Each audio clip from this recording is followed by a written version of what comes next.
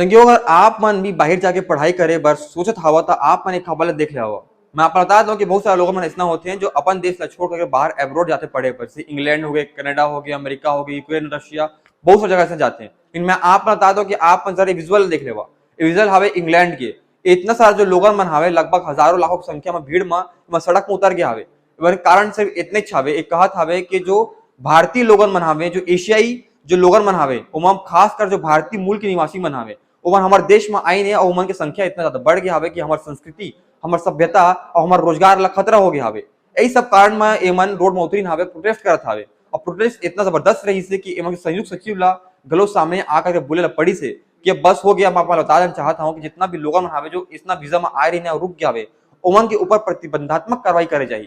और जितना भी लोगन मन हवे ओमन के ऊपर में ऐसा नियम कानून बनाए जाए कि ज्यादा दिन तक ओमन रुके मत सके। जो मन टूरिस्ट वीजा में आते ओमन टूरिस्ट वीजा की तरह से घूम घाम के वापस चल दे। लेकिन बहुत बार ऐसा होत रही है कि लोगन मन टूरिस्ट वीजा में आए तो गलो, लेकिन ओमन रुक जाए पर रोजगार यहाँ ला बना ले। लेकिन अब एमन के ऊपर उचित कार्रवाई करे जाए।